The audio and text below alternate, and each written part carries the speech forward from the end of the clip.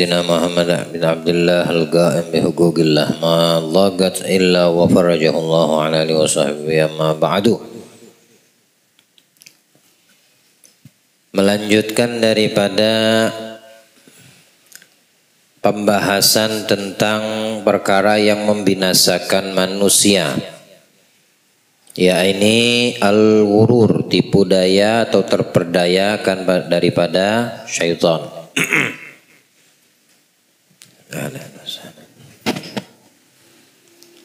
Telah dijelaskan olehnya Imam Ghazali alaihi rahmatullah kepada kita bahwasannya banyak sekali tipu daya iblis itu untuk menjerumuskan daripada kita manusia. Tujuannya tidak lain agar kita menjadi temannya di dalam neraka al-jahim wal'iyadzubillah. Kita mohon kepada Allah semoga kita dilindungi daripada godaan dan tipu daya syaitan iblis dan tidak dimasukkan ke dalam rombongan atau menjadi teman daripada maksud dan tujuan utama iblis. Minggu lalu Imam Ghazali menjelaskan di antara ciri orang yang berakal yang bijaksana yang menghidupkan, menyibukkan sepanjang malam dan siang dengan melakukan ketaatan-ketaatan, lalu menjauhi maksiat selama-lamanya. Sulit untuk kita manusia full 24 jam itu mau keadaan taat kepada Allah. Dan juga bagi kita manusia untuk menghindar daripada tergelincir dari semua maksiatan dalam satu hari satu malam. Ini sesuatu perkara yang tidak mudah, kecuali yang dilindungi Allah dari hamba-hambanya akan senantiasa terjauhkan dari yang bisa membinasakan dan merugikan untuk dirinya perihal pelanggaran dan maksiat antara seorang hamba dengan Allah Tuhannya.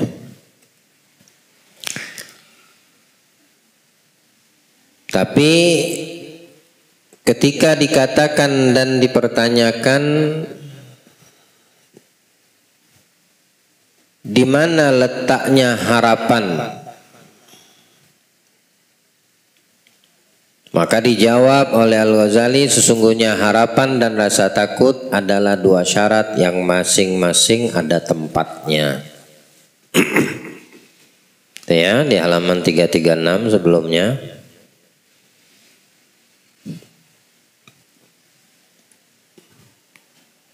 Jadi pentingnya ada rasa harapan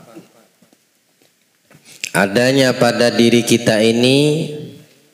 Yang pertama dinamakan ar-roja, penuh harapan, berharap ya kepada Allah. Yang kedua al-khauf, rasa takut, tentunya juga takut kepada Allah. Ar-roja wal khauf ini akan senantiasa menjadikan hamba tersebut yang selalu menanamkan dua sifat ini di dalam benaknya, di dalam dirinya, dia tidak akan mudah untuk digoyah atau terpedaya, terpedaya dengan tipuan syaitan. Makanya masing-masing itu ada tempatnya. Untuk harapan dikatakan ada dua. Pertama, mengharapkan ampunan bagi diri dengan taubat. Setiap manusia yang berkelanjutan di dalam maksiat dan dosa, dosa kecil kah atau dosa besar, atau berkelanjutan dosa kecil lama-lama jadi dosa besar, Itu iblis tidak akan pernah tinggal diam di saat ada dan timbul harapan dari si pendosa ini untuk mendapatkan ampunan Allah. Jadi jangan dikira syaitan itu tidak akan melakukan tipu muslihatnya. Dia tidak akan membuat kita tidak terperdaya. Akan selalu dibuatnya supaya kita justru terperdaya. Maksudnya tertipu. Ada kalanya manusia yang selalu di dalam kemaksiatannya sampai kepada satu titik jenuh dia ingin bertobat, menyesali akan perbuatan tersebut. Nah, penyesalannya itu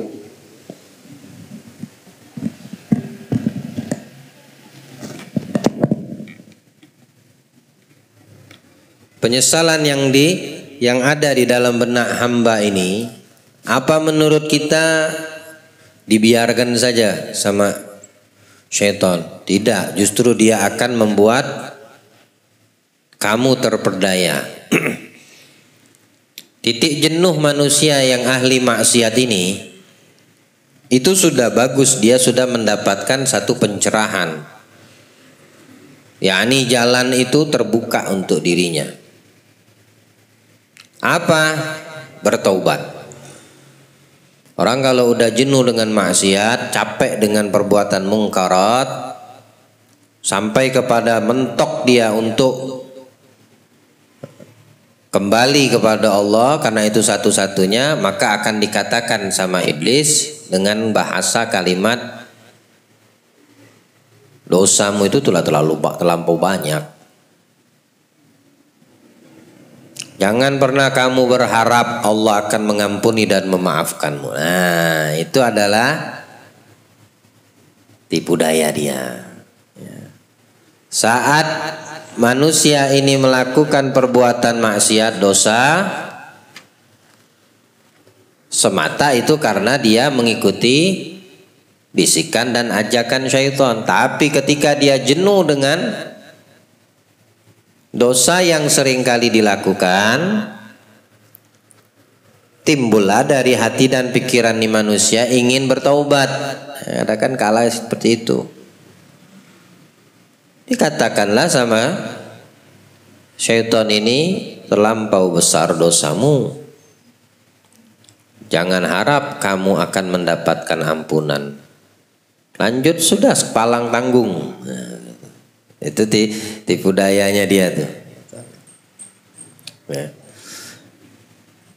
Yang harus kita pahami, ketika itu terbesit, ketika itu didapati, supaya kamu terpedaya, jangan sampai kamu termakan. Ingat Allah Subhanahu wa ta'ala itu di dalam Al-Quran menjelaskan, dan apa yang dijelaskan sama Allah, apa yang dikatakan Allah di dalam firman-Nya, sesuatu yang pasti, bukan tipu daya. Tapi yang dikatakan oleh syaitan yaitu yang pasti juga tipu dayanya. Apa bilang Allah dalam Al-Quran? Ya Qul ya ibadiyalladzina asrafu ala anfusihim la taqnatu min rahmatillah. Innallaha yaghfiru dzunuba jami'a innahu huwal ghafurur rahim. Wa anibu ila rabbikum. Katakan, wahai orang-orang hamba-hambanya kita ini manusia yang melampaui batas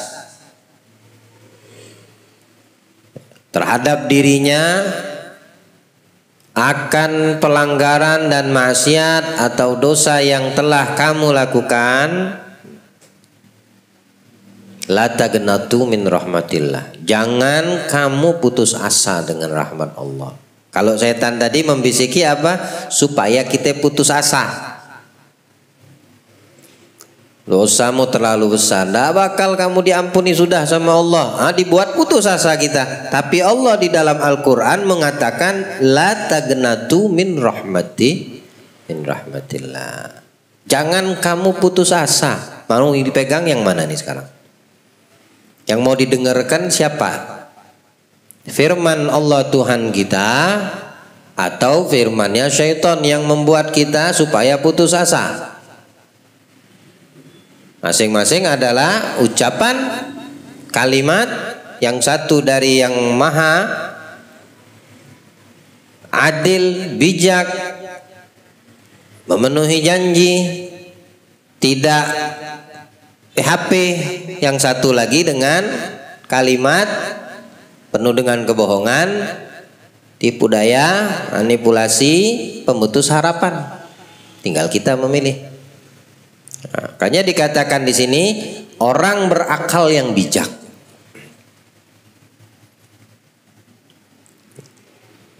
Orang yang berakal dan bijak. Ya pilihlah apa yang difirmankan Allah. Jangan pernah berputus asa, bilang Allah. Kata iblis, nggak bakal Allah ampunin lagi dosamu, terlalu banyak dan terlalu gede kau punya dosa. Bilang Allah, la taqnatu. Innallaha yaghfiru dzunuba jami'a. Allah itu sesungguhnya Allah mengampunkan dosa semuanya. Mau besar, mau kecil, semua diampunkan sama Allah.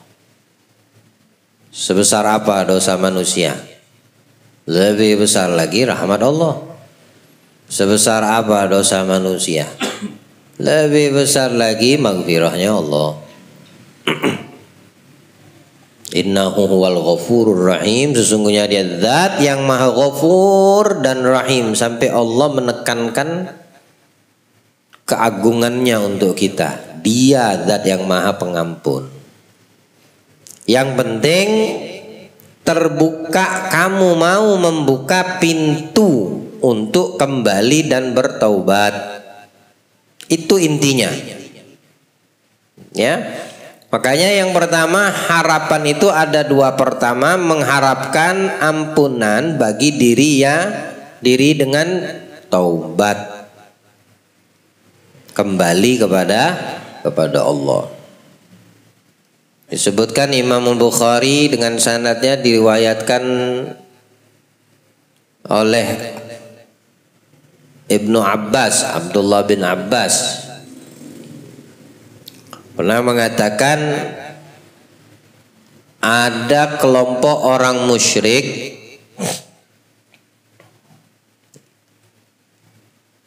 yang gemar membunuh. Kayak nggak ada kerjaan lain nih, hobinya membunuh kelompok ini. Kemudian hobinya berzina, main perempuan. Kan dosa besar semua tuh. Kata Allah, orang sengaja membunuh muslim sengaja, sama aja dia membunuh semua manusia. Datang ke Nabi, lalu berkata, ini rombongan ini, kelompok orang musyrik ini, utusan ini,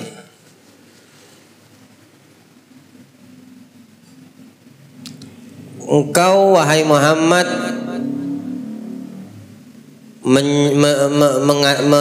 mengatakan, mengajak dengan wahyu Al-Quran yang diturunkan seperti katamu dari Allah, dan menyeru untuk orang-orang beriman kepada Allah. Alangkah indahnya andaikan ajakan dan seruanmu itu ada sesuatu yang bisa menjadi kafaroh untuk dosa-dosa yang pernah kami lakukan? Adakah?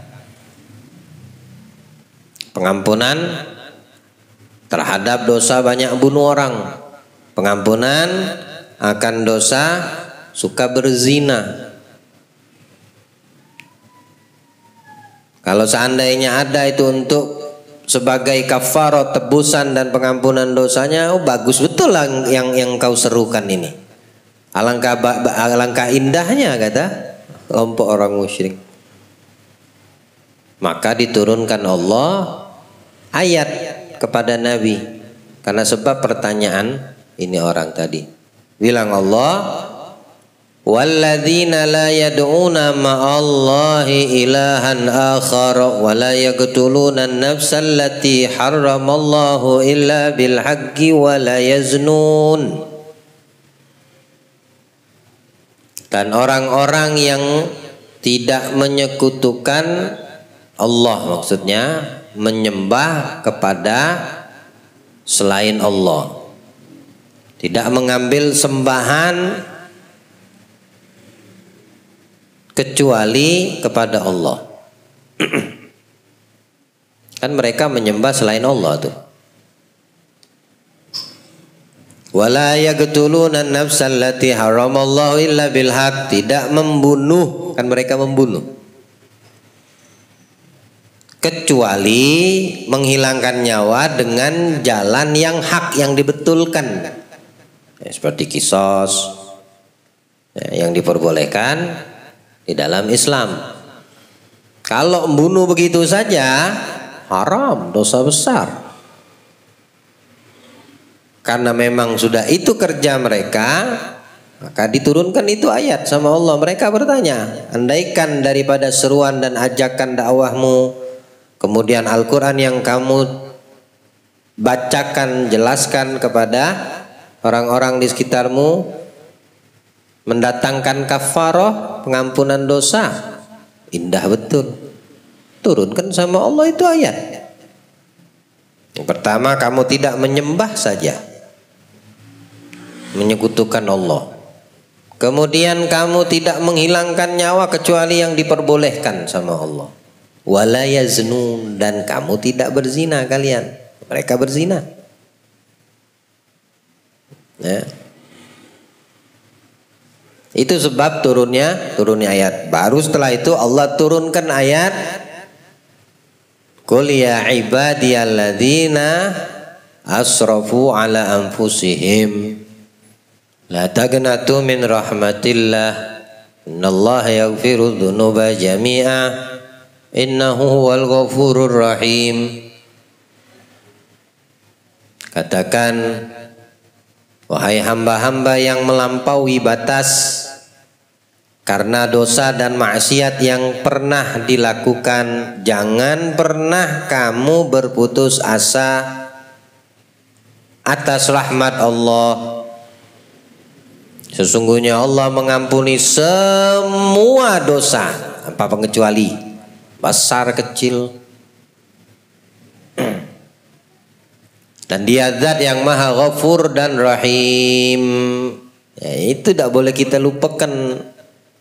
Jangan pernah kita melupakan ayat ini ketika timbul harapan bagi pendosa untuk kembali dan bertobat. Di saat yang sama pula iblis membuat kamu hilang harapan atau berputus asa. Jadi kamu tetap di dalam kemaksiatan dosamu. Nah, yang seperti ini orang yang terpedaya, tertipu dia sama syaitan dan iblis. Nah, jadi jangan putus asa, itu aja. Sebesar apapun kesalahan, tetap minta ampun sama Allah, istighfar sama Allah, sungguh-sungguh di dalam membenahi diri dan hati. Lalu yang kedua, mengharapkan bagi dirinya kenikmatan surga Firdaus dan derajat yang tinggi, sebagaimana disebutkan dalam khabar atau hadis-hadis, supaya ia tidak membatasi diri pada amalan-amalan yang wajib. Artinya lakukan perbuatan atau amal soleh. Misal dia hanya ingin melakukan yang wajib saja, syukur-syukur dia bisa tambah dengan ibadah yang disunnahkan. Yang wajib dia lakukan sholat 5 waktu tok, puasa Ramadan itu aja, zakat wajib udah itu aja. Gak mampu haji dan umroh udah selesai. Yang sunnah kagak. Tapi juga dia tidak melakukan maksiat. Bilang Allah dalam Al-Quran, God aflahal mu'minun. Sungguh beruntung orang-orang yang beriman. Alladzina hum fi salatihim khashi'un. Yang mendirikan di dalam salatnya itu mendapati khusyuk. Walladzina hum 'anil lagwi mu'ridun. Terhadap perkara-perkara yang tidak ada guna dan manfaat dia tinggalkan.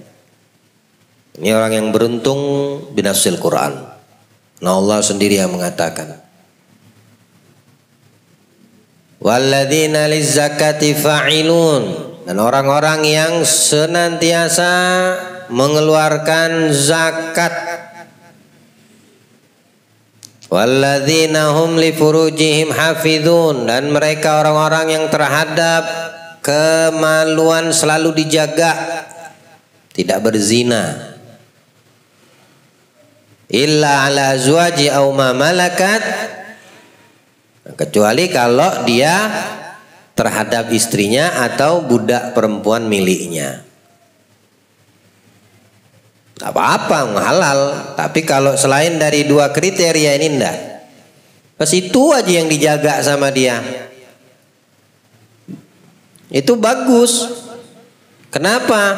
Karena dari ibadah yang dilakukan, walaupun itu cuma yang diwajibkan saja oleh Allah atas diri setiap hamba, akan menimbulkan semangat dia untuk mendapatkan kenikmatan firdaus, surga. Nanti mau masuk surga, ya ente harus beramal baik. Nanti mau masuk ke dalam nikmat yang abadi, ya ente harus menjalankan yang diwajibkan Allah. Nah yang wajib aja dijaga sama dia, itu udah bisa mendapatkan jaminan. Apalagi kalau yang sunnah dilakuin sama dia, ya lebih ini lagi, lebih besar dan tinggi lagi derajat yang bakal didapatkan. Wahakadha. Allah berikan kita pemahaman insyaallah. Nah, di antara tipu daya yang harus kita kenal dan kita fahami, bahwasanya iblis itu akan senantiasa membuat kita berputus asa, dan kita harus mengingat bahwasanya Allah telah mengatakan jangan pernah kamu putus asa. Meskipun dosamu besar, sangat besar, di antara pendosa yang paling besar, jangan putus asa. Itu saja. Sisanya kembali betul-betul dengan taubat kita kepada Allah Subhanahu wa taala, maka Allah akan menghilangkan, menghapus. Bahkan Allah mampu untuk menjadikan dosa diganti dengan kebaikan. Dosa itu diganti dengan kebaikan dan pahala. Allah berikan kemuliaan untuk kita insyaallah dunia wal akhirah. Nah, siapa saja orang-orang yang terpedaya dengan syaitan dan iblis? Di sini Imam Ghazali menjelaskan, pertama para ulama, orang alim. Orang alim yang tertipu dengan tipu daya syaitan, mereka yang ilmunya diambil dan diangkat oleh Allah kemanfaatan dan keberkahan. Bukan berarti dia tidak berilmu. Dia berilmu, dia alim, tapi ilmunya tidak ada berkah dan bisa mendatangkan manfaat. Ini yang tertipu. Syaitan itu kalau tidak pintar, tidak berilmu, tidak bisa dia menyesatkan manusia. karena dia juga berilmu, tapi ilmunya tidak ada keberkahan dan manfaat. Oleh sebab itu ilmunya justru menyesatkan, menyengsarakan. Tapi ilmu yang bermanfaat selalu mengajak diri orang yang berilmu itu dan orang-orang yang diajaknya mengarah kepada satu arah. Apa? Makna al-khasyah, rasa takut kepada Allah. Kayak dikatakan al-ilmu khasyatun yu'rafu bidzaka ahlu. Ilmu itu adalah rasa takut kepada Allah. Yang mengerti daripada arti ilmu ialah orang-orang yang diberikan keberkahan dan manfaat terhadap ilmu tersebut. Jadi bukan dikatakan ilmu kalau tidak ada rasa takut dari si alim ini kepada Allah. Tidak ada dia rasa takut. Maka dia tidak dikatakan alim. Nah ini yang paling enak untuk syaitan menyesatkan dia, menipunya itu. Bilang Rasulullah, ana a'lamukum billahi wa akhsyakum lillah. Aku paling berilmu di antara kalian yang banyak ilmu. Aku paling takutnya kepada Allah di antara kalian yang paling takut kepada Allah.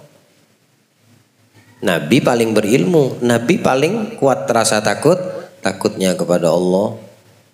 Maka ini menjadi satu sindiran untuk orang-orang yang berilmu atau yang menuntut ilmu. Jangan sampai kita tertipu, termakan dengan manipulasi syaitan dan iblis yang berbisik di hati, sehingga ilmu yang ada pada diri kita terangkat kemanfaatan dan keberkahannya. Ya, jadi intinya ilmu itu adalah ketika ada rasa takut kepada Allah dengan ilmu yang kita pelajari. Kalau rasa takut hilang, wah kita punya ilmu, berarti nggak ada manfaat ilmu. Nah ini orang yang tertipu dengan tipu daya syaitan. Allah berikan kita pemahaman. Kalau Allah jadikan ilmu kita bermanfaat, insya Allah memberikan keuntungan untuk kita dunia dan akhirat. Baik.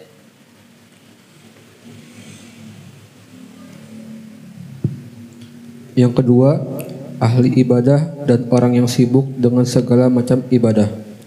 Mereka ini tidak diluput dari macam gurur, kecuali orang-orang bijak yang diberi taufik oleh Allah Ta'ala. Dan mereka ini sedikit jumlahnya.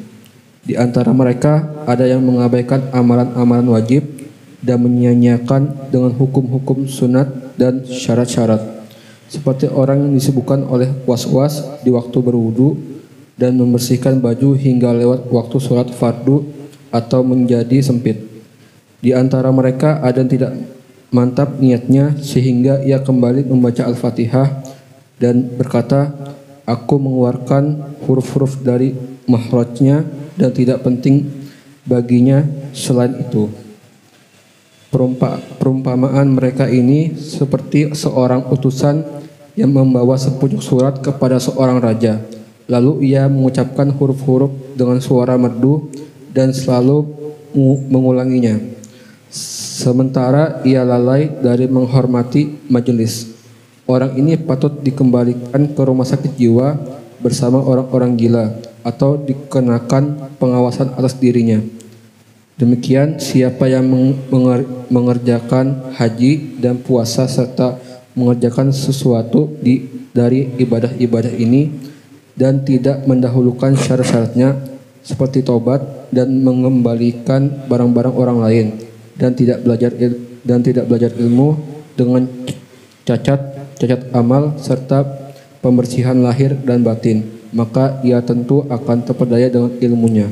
Ibadahnya banyak, ahli bahkan dikatakan ahli ibadah. Ini yang tertipu dan terpedaya dengan tipu daya syaitan. Siapa? Ahli ibadah.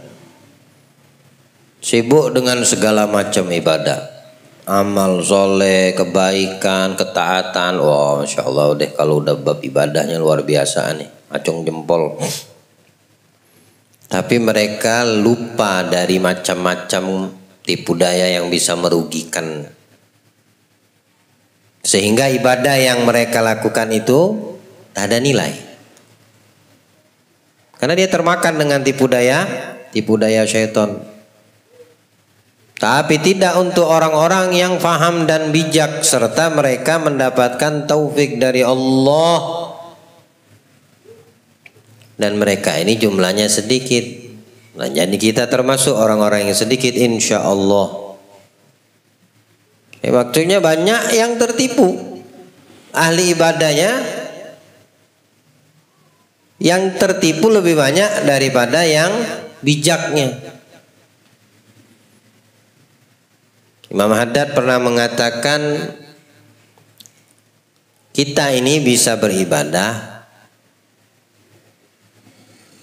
lihat di awalnya itu karena rahmat dari Allah, karunia darinya. Bukan karena kita mau, kita mampu, kita bisa, bukan. Yang harus kita lihat pertama adalah itu adalah anugerah dari Allah, karunia Allah yang memberikan kemudahan kamu untuk bisa beribadah. Atau kalau tidak mau kamu melihat yang di awal, kamu perhatikan yang terakhir, dengan itu ibadah kamu bisa masuk ke dalam surga. Tapi kalau memandang yang pertama lebih afdal.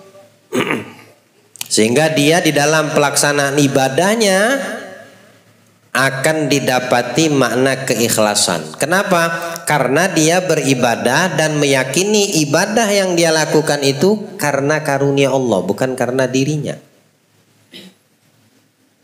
Dia beribadah bukan karena dia takut akan masuk ke dalam neraka atau khawatir tidak dimasukkan ke surga. Itu bukan prioritasnya kalau orang yang ikhlas di dalam ibadahnya. Aku beribadah di sini karena karunia Allah, anugerah darinya. Allah yang memuliakan aku bisa beribadah, bukan karena aku mampu.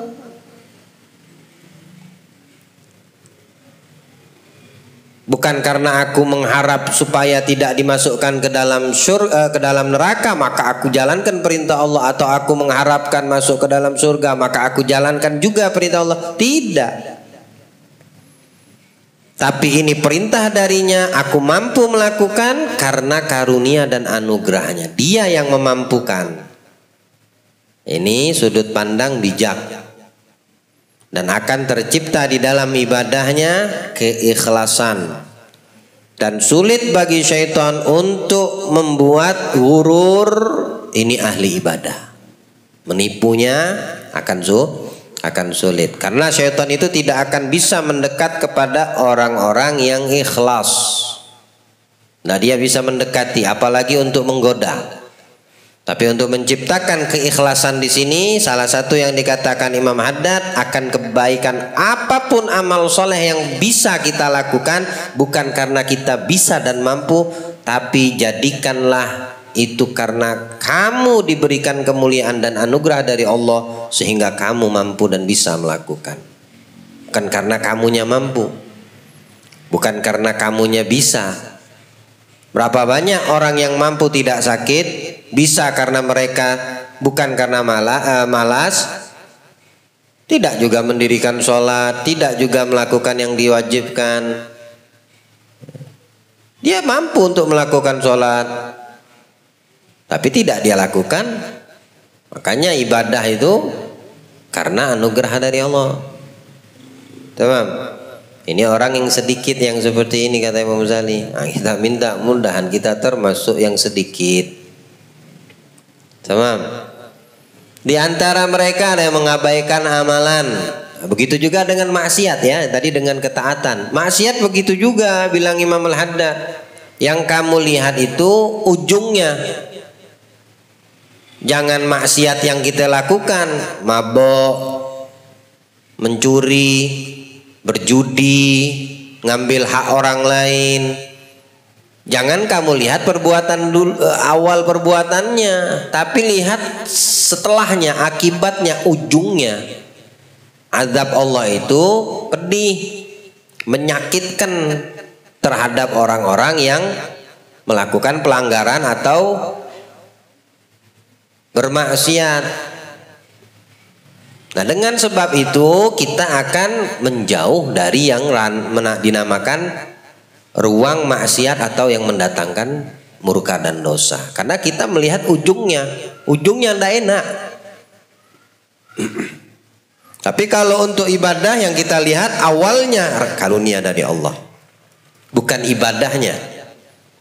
Tapi aku mampu melakukan karena anugerah dari Allah.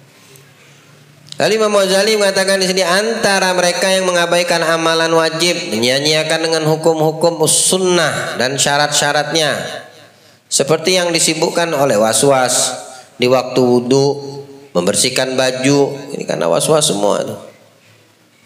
Lewat waktu sholat fardu atau tinggal sedikit waktunya, gara-gara mendengarkan sifat waswasnya.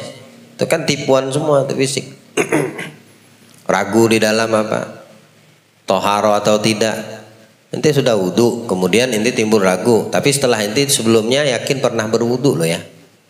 Ragu anak wudhu, batal apa enggak wudhu anaknya? Anak ada wudhu apa enggak? Ada. Para ulama fikih itu udah menjelaskan solusinya, memberitahu kalau kamu memang yakin sebelumnya sudah pernah berwudhu, ente di sini ke majelis, sebelum majelis di rumah ente berwudhu. Nah sekarang timbul ente was-was, karena batal nggak wudhu aneh ya? Ada wudhu ente, kagak usah ente dengarkan was-wasnya. Kecuali kalau ente dari awal yakin memang tidak pernah berwudhu. Udah yakin dari awal tidak berwudhu, untuk apa ente was-was? Ada wudhu nggak? Nah memang nggak ada wudhu. Ini masalahnya tadi ente sudah berwudhu, di tengah-tengah waktu, berjalan waktu timbul ini was-was. Nah orang-orang yang seperti ini yang tertipu dengan akhirnya waktu habis gara-gara dengerin was-was. Baju aneh najis, akhirnya dicuci baju, waktunya mepet sholat tadi. Di antara mereka lagi apa? Masalah bacaan Fatihah. Tidak mantap niat sehingga kembali lagi baca Fatihah. Jadi tidak selesai, tidak gampang semudah yang kita kirakan. Syaitan itu 24 jam tidak tidur dia untuk menusuk kita. Dari mana arah? Depan, belakang, kanan, kiri. Udah janji dan dia permintaan dia pada Allah.